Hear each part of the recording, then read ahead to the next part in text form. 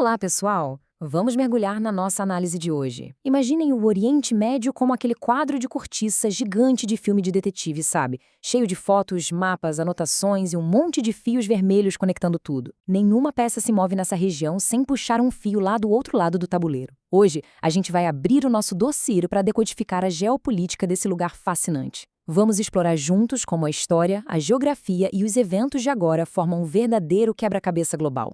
Mas olha só. Para começar a montar a nossa investigação, a gente tem que se fazer uma pergunta super importante. Como é possível que vários grupos armados e políticos consigam agir de forma tão coordenada, cruzando fronteiras e até desafiando grandes potências, sem nem serem um governo oficial de verdade? Eles se movem pelo tabuleiro como peças de xadrez totalmente independentes. Entender como eles fazem isso é a grande chave para solucionar o nosso mistério.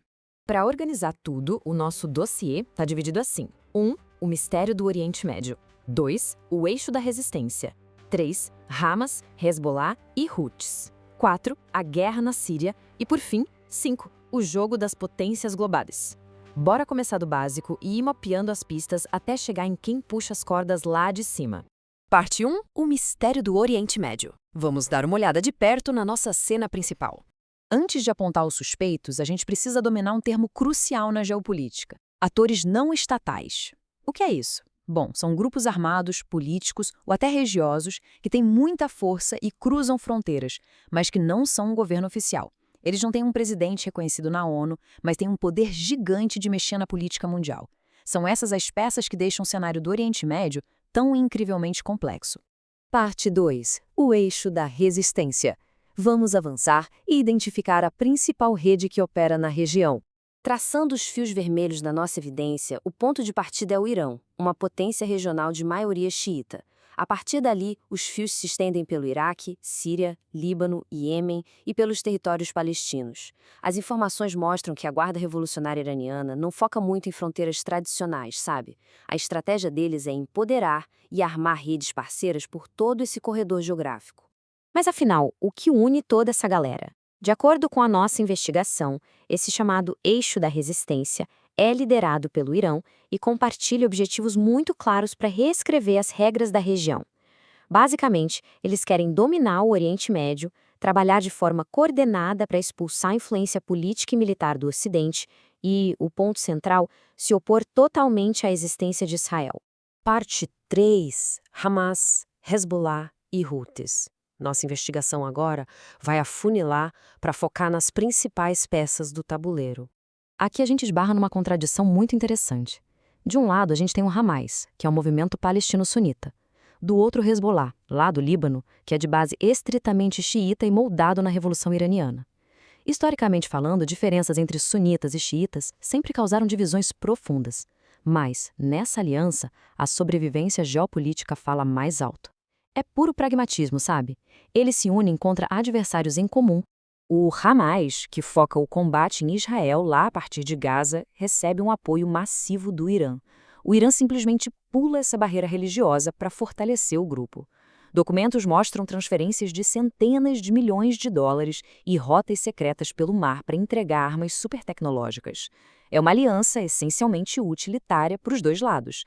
Agora, lá no Líbano, a escala de poder sobe absurdamente. O próprio líder do Hezbollah já alegou que eles têm 100 mil combatentes. É muita coisa. Nossas fontes destacam que eles têm treinamento constante, dezenas de milhares de foguetes de precisão e muito dinheiro entrando. Tudo isso faz do Hezbollah não só uma milícia qualquer, mas o ator não estatal mais bem armado de todo o mundo. E se a gente descer a nossa lupa lá para o sul, a gente encontra os Houthis, no Iêmen. Na última década, com a ajuda iraniana, eles cresceram tanto que deixaram de ser só uma rebelião local para virar uma potência militar de verdade.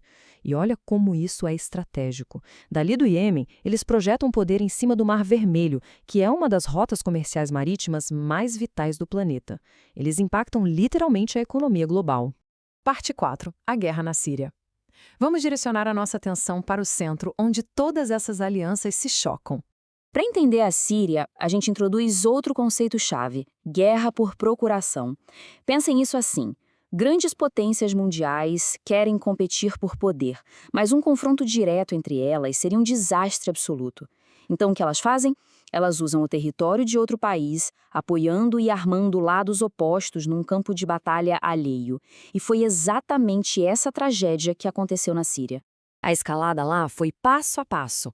Em 2011, a Primavera Árabe quase derruba o governo de Bashar al-Assad.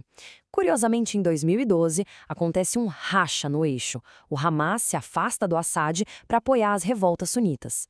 Mas o jogo vira em 2013, quando o Hezbollah entra com tudo pelo Líbano para salvar o governo sírio. E para consolidar as peças, em 2015, a Rússia intervém diretamente com a sua força aérea e garante a sobrevivência do regime do Assad. Mas por que gastar tantos recursos defendendo a Síria? A resposta é pura geografia. A Síria funciona como uma engrenagem logística indispensável. O Irã e o Hezbollah lutaram tanto ali porque, sem o território sírio, simplesmente não existe uma ponte terrestre segura para contrabandear armas do Irã até as bases do Hezbollah no Líbano. A Síria é o corredor vital deles. Parte 5. O jogo das potências globais. Agora a gente revela as potências que puxam as cordas lá de cima.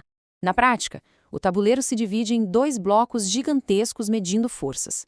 De um lado, Irã, Rússia e Síria, com foco total em preservar as áreas de influência deles e frear as políticas do Ocidente.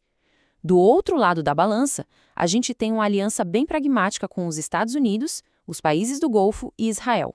O objetivo deles é o espelho do outro bloco: conter a expansão iraniana, manter o comércio fluindo e proteger os seus próprios aliados na região. E qual é o interesse da Rússia no meio disso tudo? Para Moscou, a geopolítica ali é a grande chance de manter projeção militar no globo. Garantindo que o governo da Síria continue de pé, a Rússia também garante as suas próprias bases navais, com acesso direto ao mar Mediterrâneo. É uma forma de se mostrar como uma força imponente e, de quebra, limitar muito o espaço dos Estados Unidos. Por outro lado, quando a gente olha para a estratégia dos Estados Unidos e da Arábia Saudita, o papo é de segurança e contenção. A Arábia Saudita e o Irã já disputam naturalmente a liderança do mundo islâmico. Então, para Riad e para Washington, essas milícias e os mísseis iranianos são uma ameaça direta não só para a estabilidade dos países aliados, mas também para o fluxo internacional de petróleo que mantém as economias operando. Para fechar a nossa análise, os relatórios de inteligência resumem tudo em uma frase. O regime iraniano considera-se uma luta pela hegemonia regional contra os Estados Unidos e os aliados deles. Tudo isso que a gente conversou, o financiamento em Gaza, os mísseis lançados lá do Iêmen, a guerra por procuração na Síria, está tudo amarrado nesse gigantesco cabo de guerra. É uma disputa de altíssimo risco pela imposição de uma nova ordem regional. E com isso, a gente fecha o nosso dossiê por hoje, mas o tabuleiro continua se mexendo. Compreender toda essa história, a geografia e as alianças de conveniência ajuda muito a prever os próximos lances nesse xadrez das nações, não é? Então, fica aqui um desafio para a gente pensar.